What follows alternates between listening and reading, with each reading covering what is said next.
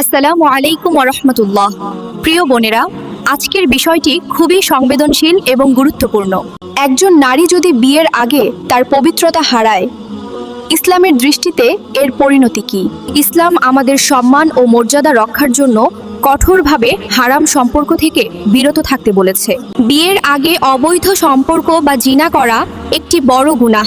আল্লাহ তাআলা কুরআনে বলেছেন, তোমরা জিনার কাছেও যেও না, নিশ্চয়ই এটি একটি অশ্লীল কাজ এবং অত্যন্ত খারাপ পথ। একজন নারী যদি ভুল করে ফেলে তাহলে তার জীবন শেষ হয়ে যায় না। ইসলামে তওবার দরজা সব সময় খোলা, কিন্তু মনে রাখতে হবে এই ভুলের কারণে সমাজে সম্মানহানি, মানসিক কষ্ট এবং ভবিষ্যৎ জীবনে নানা সমস্যার সম্মুখীন হতে পারে। আমাদের উচিত নিজেকে সংযত রাখা, আল্লাহকে ভয় করা এবং নিজের পবিত্রতা রক্ষা করা।